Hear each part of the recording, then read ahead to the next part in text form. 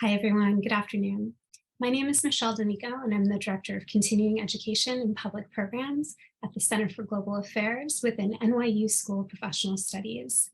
At the CGA, our mission is to prepare a community of global citizens to make a positive impact in the world.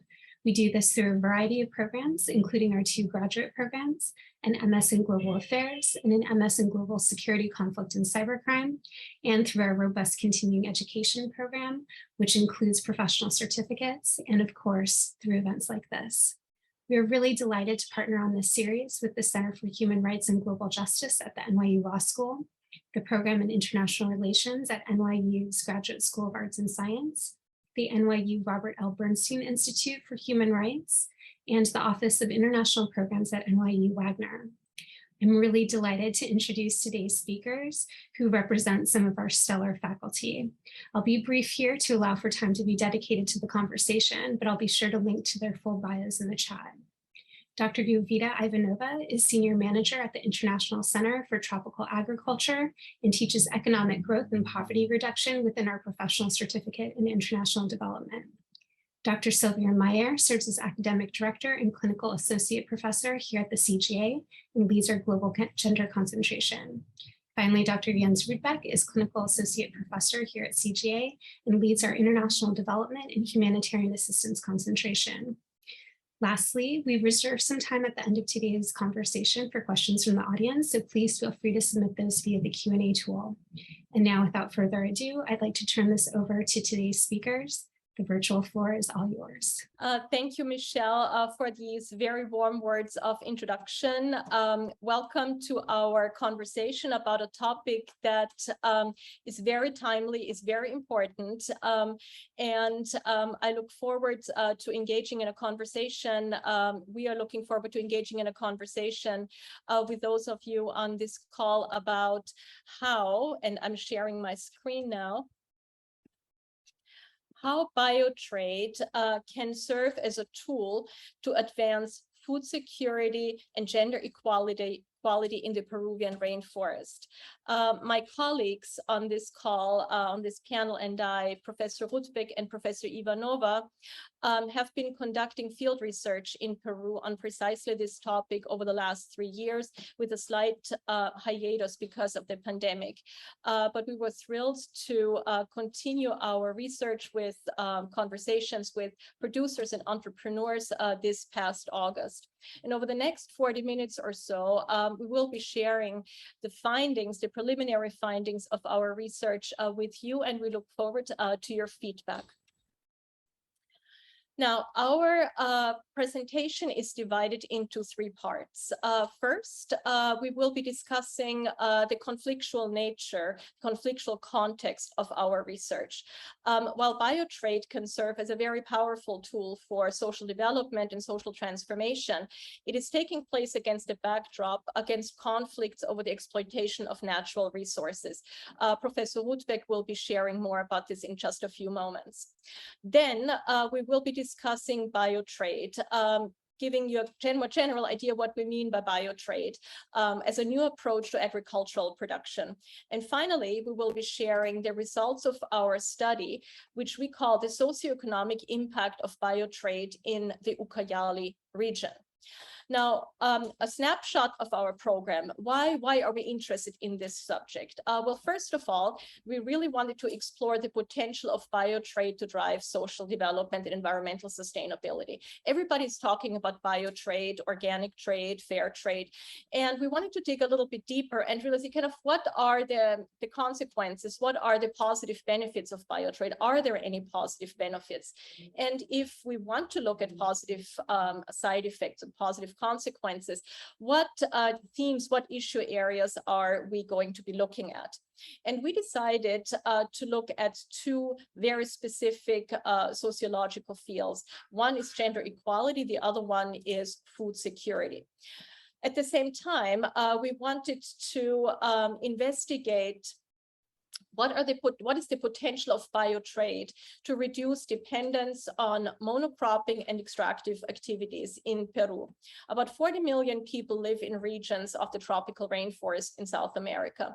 So a lot of these, millions of these 40 million, 10, 20%, depend on monocropping and extractive activities, which of course, as we will see later on, have very serious economic, political, cultural, and social side effects. We wanted to see kind of to what extent can biotrade move the needle away from monocropping and extractive activities. So our research question then is biotrade a tool to enhance rainforest conservation, food security, and women's empowerment? A snapshot of our methodology. We first conducted desk research to get a better idea of, what is going on, what does the literature say, where are we in terms of our collective knowledge. Then we put together a research project, which was approved by the IRB here at NYU and was funded, thank you, by the Dean's Office at SPS. We conducted then field research with structured interviews with 25 producers and entrepreneurs in 2019 and in 2022 in Ucayali province within 3 value chains. Professor Ivanova, who is an expert on sustainability and biotrade, suggested that we focus on cocoa, camu camu, and native ajís. More about this later. We also focused on businesses, not just on the production side, but also on the business side. And that has to do with integration into the global production, consumption, and value chain. And we were discussing the impact of biotrade with an organization called Pruébalo 1 and 2, Superfrio, Pimental, Yucao, Amazon World, and ONSA. More details later. The questions that we were asking, and this is what Professor Rudbeck will walk us through a little bit later on, are questions about food security, income, food affordability, and food safety.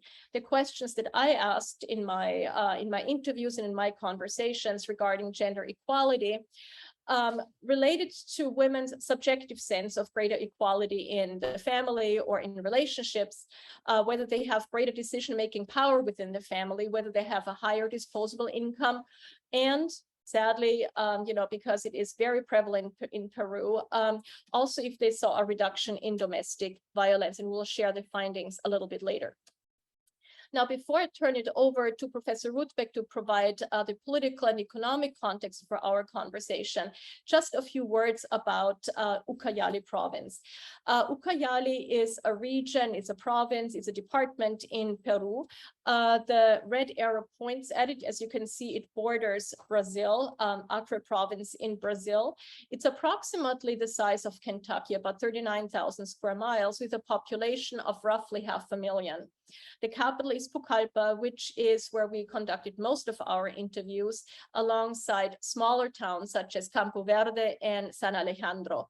The poverty rate is approximately 70%, which is very, very high. So our project also, has some economic and moral urgency. And I would now like to turn it over to Professor Rudbeck to share his insight on how biotrade is taking place within the conflicts over resources in the Amazon. Jens, you have the stage.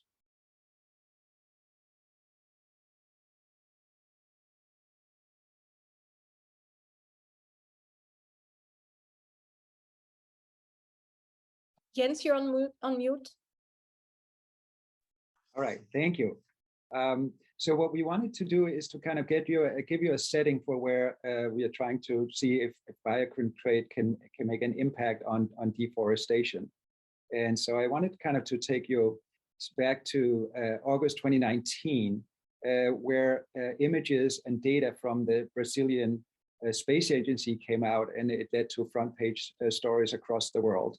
Because what the data showed us was that there were, at that point, about 73,000 fires raging across the Amazon. And compared to previous years, that was up by almost 84%. And if you go back to when the space agency started to track the numbers, it was double the numbers. So it led to a huge debate across the world about what to do. And the French President Emmanuel Macron stepped up to the scene and offered to send French firefighters to Brazil to extinguish the flames. Although this was a very sincere and I believe also a good faith offer, the president of Brazil did not take this lightly. He accused France of new colonial thinking, because the real reasons for the fires were poverty and the way that food is produced in the world. And so there was no way that the fires in themselves, just by stopping them, would end them, because as long as poverty runs deep and we produce the food in the world the way that we do, the fires would keep raging. And so I think this kind of sets the debate that we are trying to tackle in kind of a strong relief, as you have on the one side an attempt to grow economic or increase economic growth rates, and on the other side also fight poverty. And then you're up against biodiversity and trying to protect the environment, and also prevent climate change over time. And yeah, you can go to the next slide. This is also something that is supported by our research finding, or by research finding that the rainforest is now deeply threatened. A report came out last year that showed that 18% of the area of the Amazon had been converted into other land use, and almost 16 or 17% had been degraded by logging. And if you kind of look at the map, you can see where the lighter the area, the more deforestation has taken place. And we are at a point where deforestation might have reached a point where there is no kind of turning back, that regeneration of the Amazon is not possible anymore. And that may have tremendous economic consequences, not just ecological consequences, but also economic consequences, because it's believed that the rainforest in itself provides about $4 trillion of what's called ecosystem services, such as providing fresh water. And that might, if we continue to deforest the way we do, it might lead to a loss of $1 trillion. So what I wanted to do is kind of look into the causes of deforestation and the economics that are linked to it. So we're going to look into monocropping, illegal gold mining, illegal logging, and finally coca production. And so if you look at monocropping across the Peruvian Amazon, that has increased significantly. And it's an important issue for Peru that has signed on to the Paris Agreement and has to reduce greenhouse gas emissions by about 40% by the year 2050. Because monocropping in Peru accounts for about 50% of greenhouse gas emissions. And because there has not been a strong regulation around deforestation or forestation as such, then it has led to a cutting down of the forest and an increase in monocropping. If you go to gold mining, the way that you have to explain how gold is mined nowadays, it's not that we have a large number of gold mines where you kind of dig it out with a shovel or a hack. Today, gold is fine powder on the bottoms of rivers. It has been washed down into the rivers. And so the way that the gold is mined is that you kind of take a diesel engine from a truck and then pump a large amount of water and mud through a sieve. And then you have a little specks of gold here and there, but you can't see it because it's in the mud. So what you do is you add mercury to the blend of mud and gold, and then mercury binds with gold. So now you have little nuggets, and then you take those nuggets and you heat them up, and then mercury melts before gold, and so that's the way you isolate the gold. But of course, that means that the mercury is either evaporates or is let back into the river and into the water. So you have seen a significant increase of gold mining recently because of COVID has pushed up the prices of gold, but it has also pushed people into poverty. And so you have the combined of the deforestation that happens as a result of the gold mining, but also the pollution of the area by mercury. So there has been studies that have found high levels of mercury in the fish, in the rivers, but also some population has been exposed to high levels of mercury. So that's aside from the monocropping, you have gold mining. And then the third issue is illegal logging. And again, because of the lack of classification of forest in Peru, you have seen a large amount of logging, and it's kind of linked also to corruption. That the former president of the Ucayali region, where we conduct our studies, has been cited more than 100 times for various irregularities linked to logging, and the former vice president has also been fined for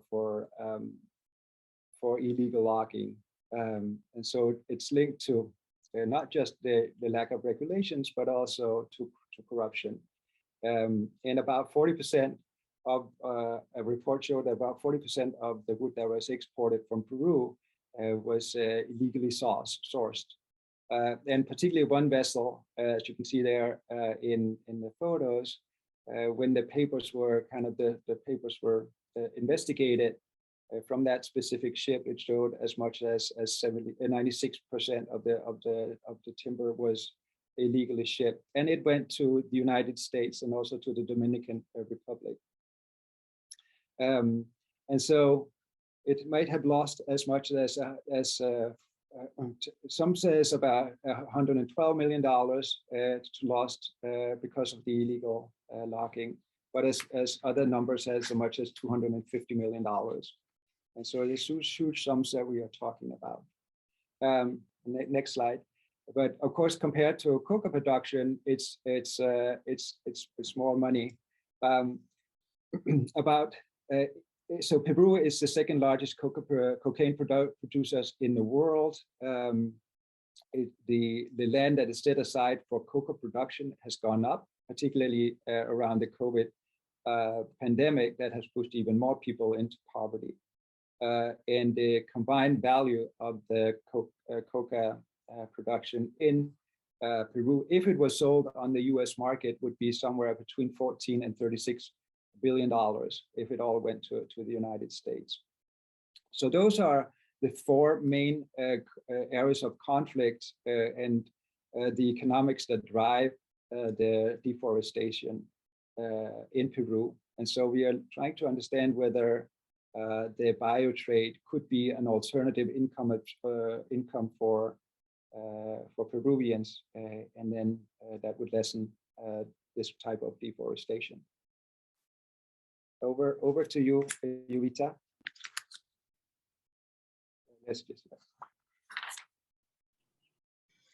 Thank you, Jens. So a lot of problems. We have illegal coca production, illegal mining, infrastructure, deforestation. What will be the alternative? The issue of deforestation is a very complex issue, and there is no direct cause for this. It's a multiple causes answer. But what will be the alternative?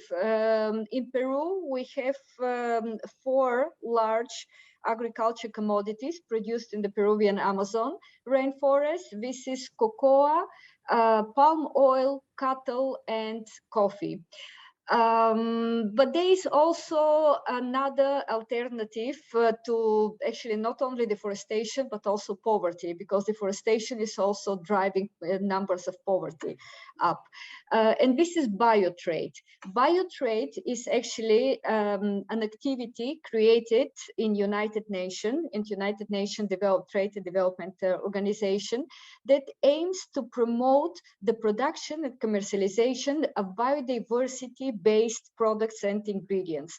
In the beginning, this was initiative that was aiming to promote mostly native biodiversity products and ingredients. And this is exactly some of them what Sylvia mentioned. This is ají nativos, or native chilies. Very delicious. The native camu camu, which is a palm tree, kind of palm tree, small palm tree, aguaje, etc., etc. But maybe you know better the quinoa, which is more from the Andean region, and you know maybe maca, which is also from the Andean region. So these are the native biodiversity-based products, which are actually wild. And they are an alternative to all this monocropping, which also Jens mentioned. Data is not a label, it's not a standard, it's not like the organic or the fair trade standard.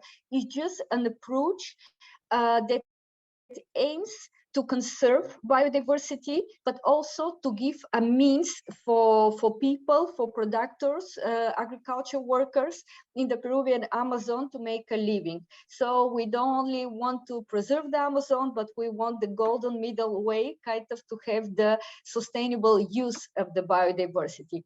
And what you can see also worldwide, there are 60 countries. Peru is part of this initiative, the Biotrade initiative, where Biotrade is implemented. Sales of Biotrade companies association are more than 5 billion euros for 2019, and I think there was a drop down during COVID, but now numbers are going up, and there are more than 5 billion jobs created.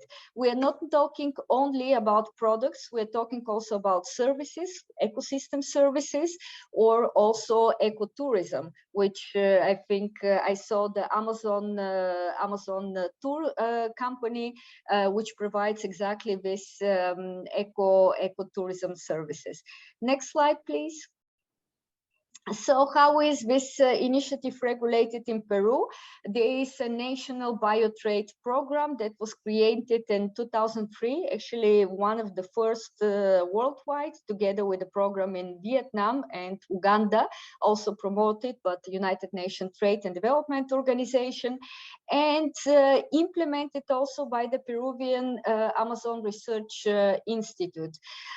Last year, sales of Peruvian biotrade products, which actually is not exactly sales, they're more export, because mostly all of the products are going to international markets.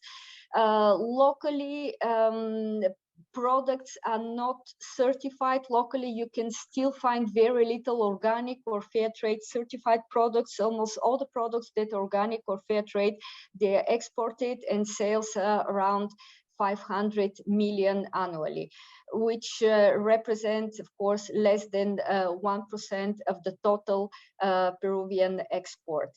Direct markets for these products are US, and you can see also in Whole Foods a lot of the Peruvian Brazil nuts, a lot of the quinoa, a lot of also the camu camu and aguaje products, but also Europe and Japan. Next slide, please. So there is a bad response and there is a good response to poverty through biodiversity. I will argue that the bad response, unfortunately, has been the illegal cocoa production. For example, I say illegal because in Peru there is also legal cocoa production.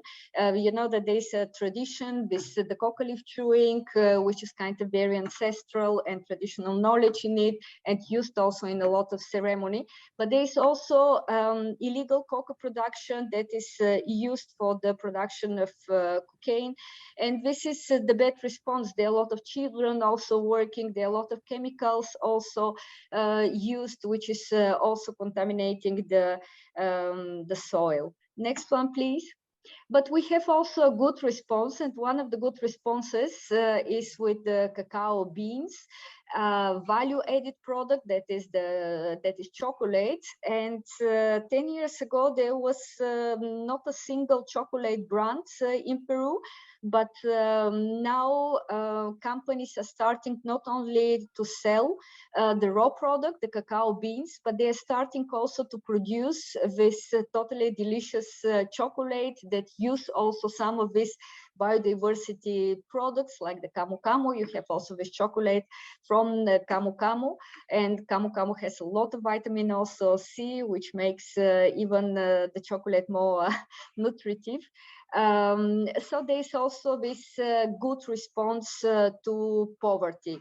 Biotrade, we want to argue also with this study that will continue, that with Biotrade we can have positive economic indicators like job creations, like increase of income. We can have also a positive environmental impact like conservation of biodiversity, since most of the areas or most of the crops are wild, so you don't have to use chemicals and you don't have to use also fertilizers. And we'll argue also that there is a positive social side of the Biotrade businesses in Ucayali region in terms of gender and food security. Next one, please, or I think, yes. And back to you, Jens. Thank you. Thank you, Vita. Yeah, so this was kind of the presentation of Biotrade and what it is. Then what we are looking into is, among other things, the impact, potential impact of Biotrade on food security, and the COVID pandemic had a significant impact on food security in Peru. The latest numbers from the UN, from their Food and Agriculture Organization, put the number of people that are food insecure in Peru around 16.6 million, which is up by more than 50% during the pandemic. And it's particularly linked to poverty. As people have been pushed into poverty, they will also become food insecure. And so the project that we are undertaking is an attempt to look into how could Biotrade impact, or how does Biotrade impact on people's food security, and could that be an incentive for people to, instead of engaging in the economic activities that I talked about, might switch in and become Biotrade trade farmers. And so there are kind of two elements to it. One is food security on a national level. And so the way that the food system operates today is that Peru produce a lot of, or engaging in crops, and then those are sold on the global market, and then that is used to import other types of food that is needed in Peru. But Biotrade enables where you, instead of having monocrops, you grow something that is indigenous to people dietary needs, and that might then change their food diversity. And so we're also looking at it at a level of individual farmers, and whether they can generate a higher income from Biotrade. And there's a lot of examples of specific crops that have generated a lot of interest in the West and have become export success. Like Yovita mentioned, quinoa, but also acai, the berry from Brazil, or the maca you might have heard about. That they have all become export success. And there's a lot of these types of fruits and vegetables in the Amazon that's unknown. And we're looking into these two. One is camu camu, and the other one is the chili, the ají. And so particularly camu camu might be sold as a superfood on the Western markets, because it has this enormous content of C vitamin. It's 207 milligrams per 100 grams. And just to contrast that to lemons, which is often kind of put forward as a fruit that has high vitamin C content, it is 32 times higher. And so it also has antioxidant and anti-inflammatory properties. And so if these camu as a berry could be promoted as a health food in the West, it might become another success. So yeah, over to you, Sylvia.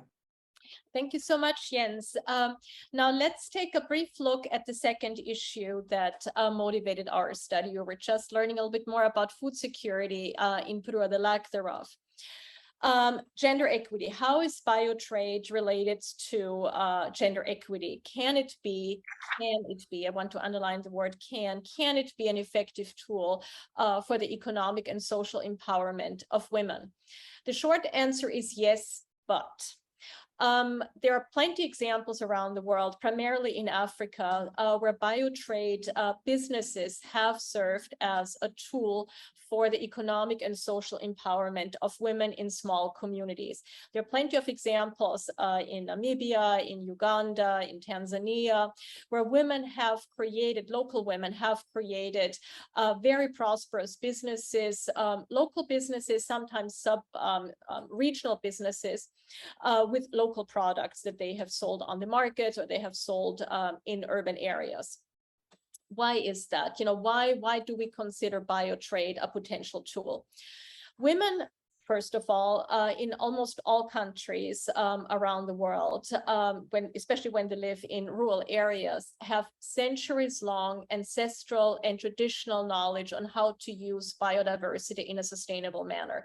Through, for instance, in the case of the Amazon, medicinal and aromatic plants. Women, historically, traditionally, in a very gendered manner, are the caregivers of the family. They are responsible for food production, for keeping food on the table. So they are very knowledgeable about how to use products from local forests, from other agricultural products to feed their families in a sustainable manner.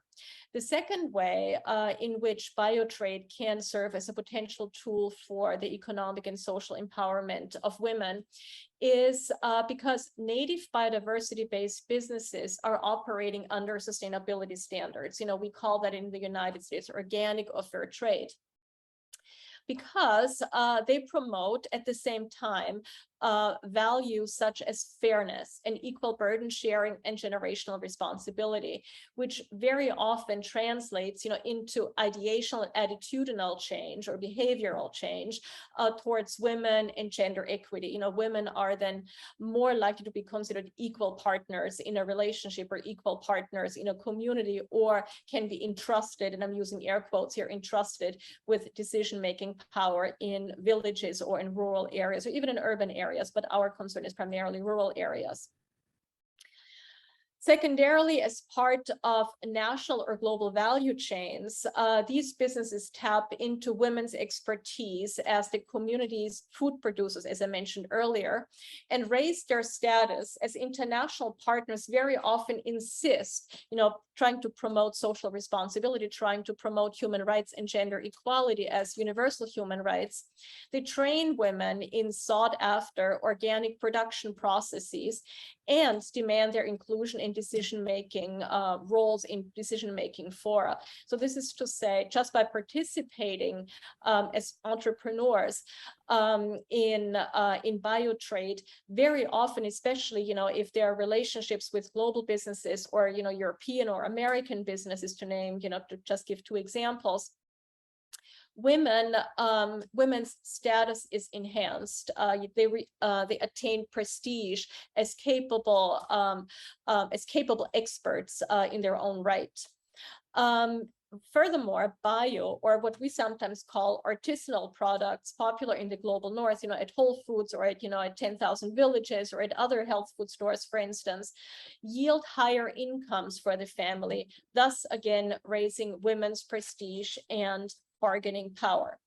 Now, armed with this kind of contextual knowledge, we'd now like to walk you through our actual study, which we have termed the socioeconomic impact of biotrade in the Ucayali region. And here you see at the central market, at the central plaza in Pucallpa, a very colorful sign. Pucallpa is a very popular, it's the regional capital. It's a very, very popular spot for many visitors to stop by before they head further into the rainforest. So just to recap, our research question was, is biotrade an effective tool for rainforest conservation, food security, and women's empowerment? We conducted field research in Pucallpa, in Campo Verde, and in San Alejandro, all in Ucayali province, 2 weeks each in August 2019 and August 2022, so just about a month and a half ago. The products and the value chains that we were looking at, and they have already been very briefly described by Yovita and Jens, were the Amazonian superfruit camu camu, and it's delicious. If you haven't had a chance to try it, I can really recommend trying it as a cocktail, as a fruit, as pulp, as ice cream. It's delicious. Furthermore, cacao, ají, which is pepper, aguaje, which is it's a delicious local fruit. It tastes a little bit like mango, cocona, honey, and essential oils. We conducted structured interviews approved by NYU's IRB with 25 producers and entrepreneurs, roughly. It was about 20 women and 5 men because it was sometimes a coming and going and kind of people joining the conversation. In Pucallpa, Campo Verde, and San Alejandro.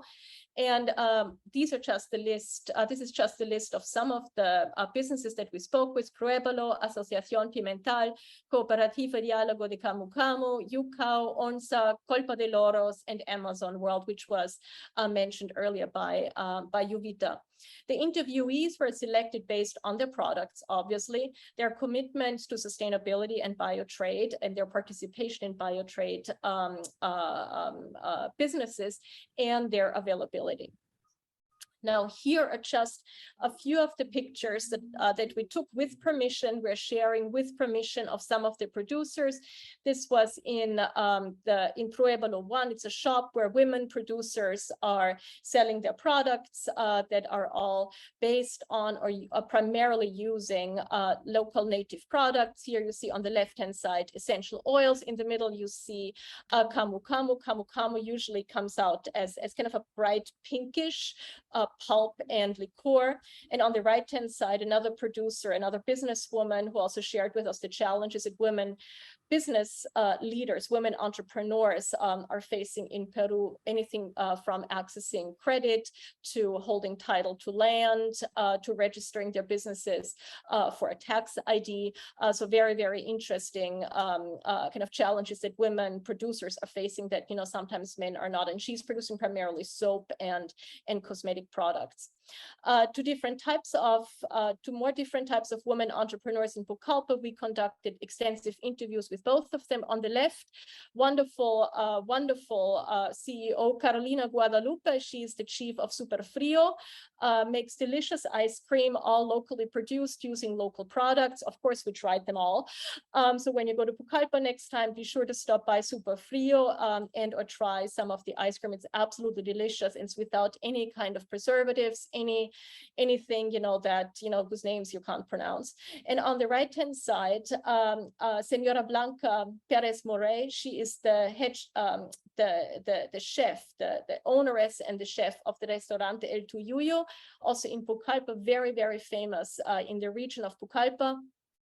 She likewise uses almost exclusively, you know, as possible, local and native products. And in her kitchen, she tries to employ only women staff. So that's another example of women's empowerment. Now, just moving quickly through the next slides, just to give you an idea what it was like in our research and in our conversations. Here we are learning about cocoa and camu camu production from producers in Ucayali. The young woman here on the left-hand side with the dark hair, just a shout out, her name is Maria Claudia. She served for many interviews is our interpreter when our Spanish wasn't good enough. So big shout outs to Maria Claudia. And here on the right-hand side, you see Yovita speaking with one of the leaders in the local camu camu production. And, you know, they're kind of examining a camu camu tree. Again, last image is just to give you an idea of kind of the range of biodiversity-based businesses.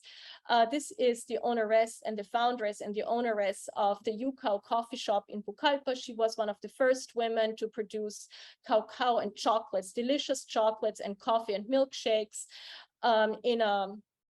in a systematic manner, and she built her entire business in her coffee business, cafe business in Pucallpa around, you know, chocolates and cocoa products, and the chocolate is delicious. And last but not least, on the right-hand side, you see Yani Villacorta, the founding mother and the owneress of Onsa. She's producing harina, she's producing coffee liqueur, very delicious, and other local products. We had lots of conversations with women leaders of cooperativas in producers in San Alejandro and in Campo Verde as well, which we both kind of asked for their input on food security as well as on the impact of Biotrade on gender equality. And Jens will now discuss the findings regarding food security, and I will follow up with our findings regarding gender equality. Jens? Sure. Thank you, Sylvia. So there were some issues in terms of Biotrade and both in terms of the price stability, whereas, for example, fair trade guarantees farmers a certain price vis-a-vis the world market price of a product. That does not exist for Biotrade. And so one of the things that we found was that, particularly around camu camu, that the price have gone up and down a lot. So it's very unstable. Before the COVID pandemic, it was $3 per kilo, and during the pandemic, it fell to just 50 cents.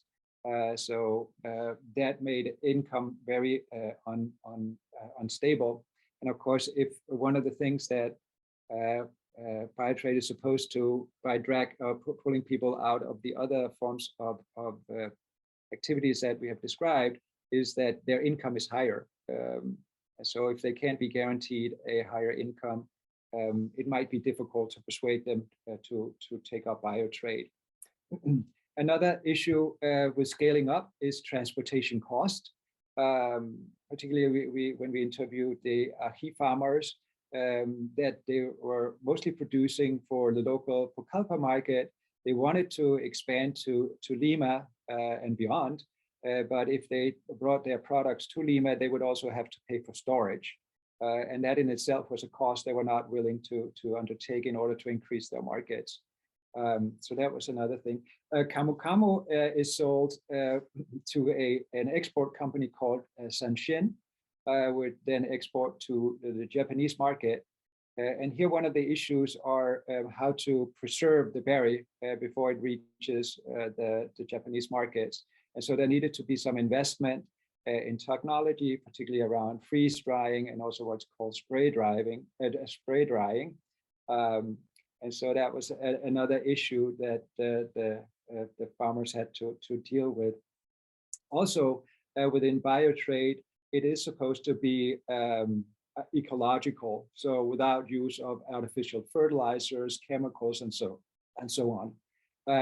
But we were told that in order to make the camu camu look more inviting, chlorine was used in order to make it more brightly red. Not, of course, in toxic levels, but still it's a use of chemicals that is not supposed to take place.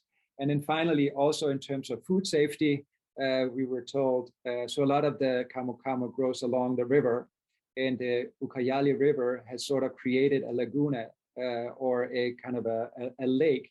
When it has twisted and turned, it kind of cut itself off from the major river and then created this large laguna. And high levels of wastewater from the local hospital had been found in laguna, also challenging this notion of biotrade or an ecological and food safety as well. And the final thing that we also found in terms of making Biotrade something that farmers might transition into is that for the young generation, farming, farm work, and also field are associated with poverty. And so how do you generate interest in becoming a farmer if the young people are seeing this kind of they want a different approach to life than their parents? They don't want to be farmers. So those are kind of our main takeaways from the study. Thank you so much, Jens. Now, what are the main takeaways regarding the potential of Biotrade to drive women's empowerment and gender equality? In a nutshell, the jury is out. What we have gleaned from our numerous interviews and conversations, and also from our own experience, just interacting with many of the people in the production process in Ucayali, women play a very active role in the production and commercialization of native biodiversity-based products. They're active participants in the bioeconomy and the economic development of Ucayali. So there are real drivers behind that. They're entrepreneurs adding value to the product, such as turning cacao beans into chocolate, as we saw with Ucao, Amazonian fruits into ice cream, such as super frio, camu camu into juice or liqueur, and essential oils into ingredients for cosmetic products, to give just a few examples. Yet, from our interviews, as I said earlier, we were not able to establish a clear-cut causal relationship between participation in Biotrade and greater gender equality. What we have found in the overwhelming majority in our conversations with the producers, work in the production process for most women is a second job. In addition to that, they take on this job for a couple of hours every day. Many work from 6 a.m. to 11 in the morning, for instance, and then in the afternoon, they do the household duties when their children come back from school and work and farm their own plots. So most of the women in the production process that we spoke with actually owned land in their own right and owned land themselves that they are planting food products for. So it's subsistence farming for the most part, with what is extra gets sold on the market. And Jens shared earlier that the transportation issues are a real serious concern for women who want to scale up their small businesses, or even just to sell their products on the market. Women generally do not keep the money that they're making in the production process to themselves. Women's wages become part of the household budget, and as such, you pay for education expenses, for children's expenses, for food, for health expenses, for transportation. So there isn't kind of a sense that many of the women can build their own nest egg, first of all, because payment is rather low. It's backbreaking work, working, in the boiling Amazonian heat, picking ají, picking camu camu. The women make it depends on how much they work, but between 5, 6, and sometimes 10 hours, depending on the need and depending on the availability, between 50 and 100 soles per day. Now, $1 is approximately 4 soles. So, you do the math. That is not very much, even, in terms of purchasing power parity. The products, secondarily, are sold mostly locally, and access to international markets is difficult and costly, especially if you're just starting out. And the credit availability, and that is something that I alluded to earlier, is just not there for many women. One, because banks demand collateral and sometimes extortionate interest rates for credits, just to buy fertilizer, or even if it's organic fertilizer, or any kind of motorcycles, to make production and to make transportation easier. It is likewise very difficult to scale up without a tax registration, ID, and formal accounting. And many people, for historical reasons and experiences with the government and, already a low income, don't really want to register their businesses. They don't want to pay tax. And, I don't blame them. I mean, if you're, dealing with, or if you're faced with, enormous corruption and already a small income, I mean, you don't want to see, 20 or 30% of your income, just disappear. I think, kind of the importance of being part of the formal economy and having a tax ID and paying taxes, I think the necessity and the benefits for that need to be communicated so much better. And last but not least, I want to end on a very positive note from my part of the project. All women without exception, irrespective of sometimes the very challenging personal situations that they find themselves in, all women expressed a very high degree of resourcefulness, of determination, of resilience, independence, and self-confidence. It is really an attitude of we can make this work, and we will make this work, and we can do this. Now, I would like to turn it over to Yovita to summarize for us the principal takeaways of our project as a holistic project, and then she will lead us into the Q&A. Yovita? Thank you, Sylvia. Yes, maybe just to do the introduction to Q&A session, I would love to hear also the questions of everybody in the room. So you have heard that there are a lot of problems in the Amazon, the rainforest, and the cause, the main cause of deforestation, of illegal coca growing, of change of land use is poverty. How you fight poverty, how you contribute also to sustainable rural development in the Amazon rainforest. One of the alternatives is biotrade, which is exactly the trade with this biodiversity, native or not native products and ingredients, but also ecosystem services in the rainforest like ecotourism. We believe that biotrade has the potential to increase food security, but also nutrition in the region. We believe that also biotrade can be a driver to gender equality. We have talked with women that work in conventional companies in the Ucayali and also in this companies under the biotrade approach, organic and fair trade certified, and we have seen also the changes what this more holistical use of biodiversity brings also to women. Our data is still very limited. It's also a lot of limitation to collect data in the Peruvian Amazon. But we are starting also with plans for the next interview next year, also to produce entrepreneurs in Ucayali, so we can find more on specific indicators on gender, such as violence, which we know that is quite high in the Peruvian Amazon, and also on food security, considering also all this mega biodiversity which Ucayali has. And I'm opening the Q&A section, and will be very interested to hear your feedback about the project, the presentation, and your questions. Thank you very much. Okay. So please, team, any questions and observations? Thank you so much, Yovita and Jens. I'm looking at the chat. In the Q&A, there are some questions that were posed. I answered some of them directly to the interlocutor, to the person who posted them. Anything else, any observations, any experiences that you have had maybe in your own research, in your own projects, anything that you would like to know more about, any feedback on our project, warmly welcomed.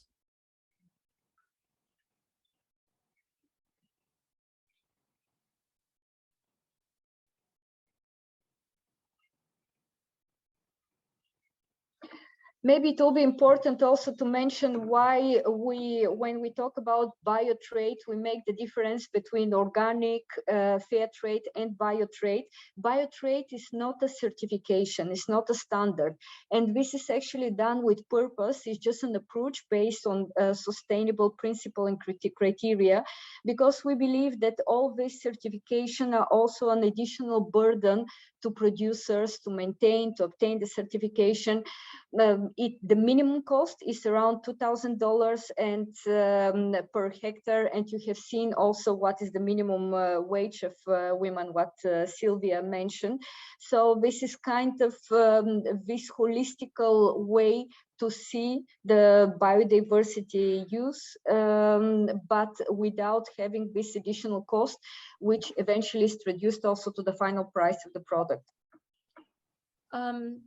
Thank you so much for this, for sharing this observation. Yovita, there is a question that came in through the Q&A function question, and this is to both or either one of you, Yovita and Jens. Would significant investment from the global community, for instance, through the UN or the Gates Foundation, be an approach? Mm-hmm. So Jens, if you permit me, I can maybe take a part of the question. So if we talk specifically about deforestation, Peru is already starts working with a lot of impact investors and social lenders.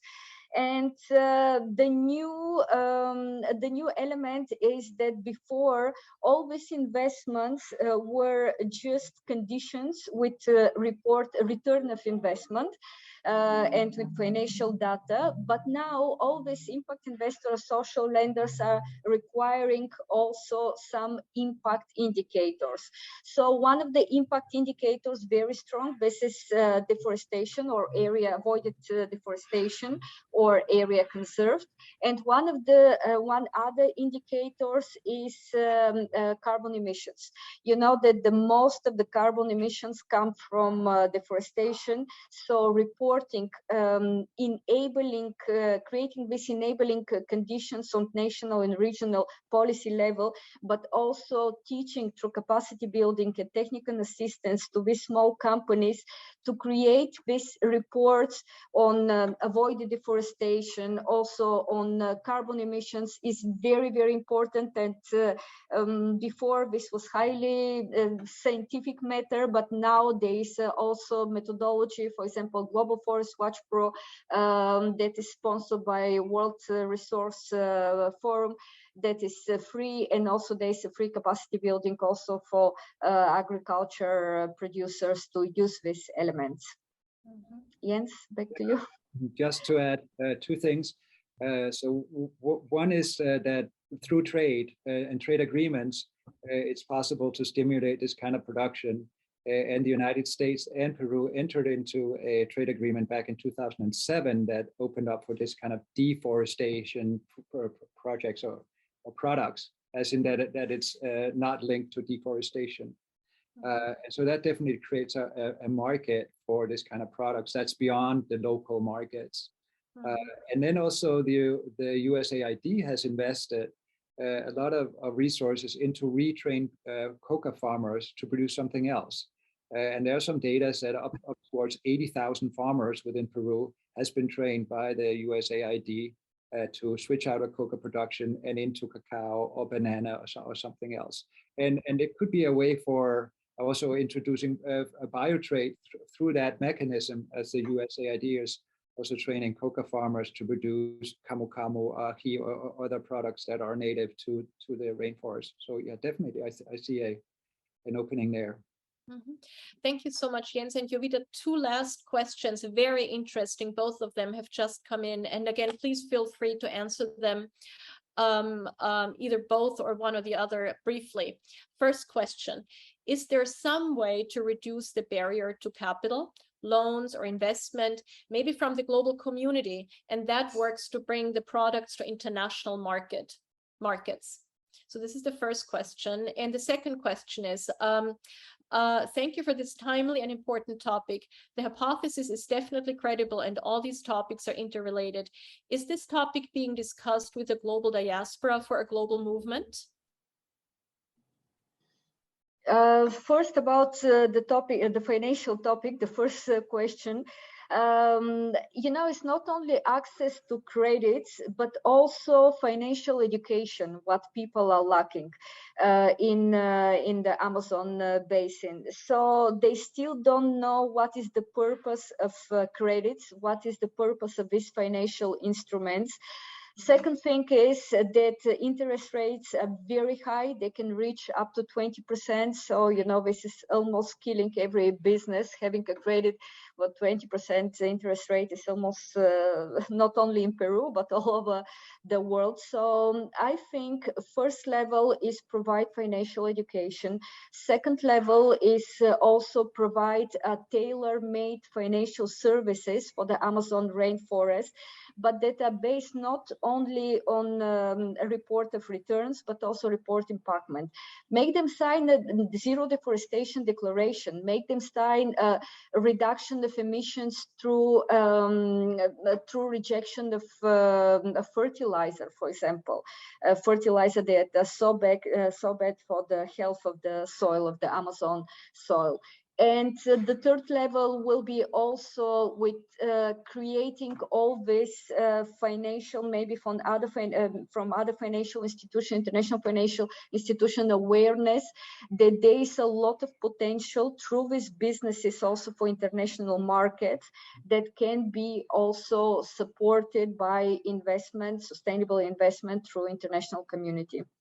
This is about the first question. Maybe Jens, you'll take the second about the global movement. I was going to add to what you were talking about, as in the need for international finance, because right now it is difficult for small farmers to get access to loan, particularly in the area of biotrade, as they're seen as a risky investment. It's a new market, it's not very well developed, and so they therefore pay high interest rates on the loans that other farmers that are producing something that's more commercial, like palm tree or cacao or something else. So there's definitely a need for it. To create a movement, yeah, definitely there's a need for it. Right now, as in terms of fair trade, because of it's standardized and people, farmers that do get the certification, it's easy kind of to track their sales. And right now, for every $1,000 that's sold of anything in the world, about 2% of that is fair trade, or $2 of it. So it's kind of, there's an enormous potential for it. It's probably need a social movement to kind of generate interest around it. But of course, it runs into this lack of certification of biotrade. Is kind of, what is it that you're coming together around? What are we've got some broad principles, but if you can't really kind of identify when is it fair trade, when is it biotrade, when is it organic, it might be, that's, I think, the difficulty of generating a movement around something that is amorphous in that sense. Great, thank you so much. This brings us to the conclusion of our conversation today. I would like to thank Jens and Yovita for also serving on this panel, and thank you to the audience for joining us for what I hope, was a very interesting conversation about biotrade as a tool, as a strategy to advance important goods such as rainforest conservation, food security, as well as gender equality. I hope we piqued your interest in the subject and topic somewhat. Thank you for the very intriguing questions that you shared with us and sent our way. And I very much hope you will join us, hopefully next year, when we have more to present, when we expand our project into San Martin province. And we hopefully will have, some more definite answers or even more questions for you and for ourselves.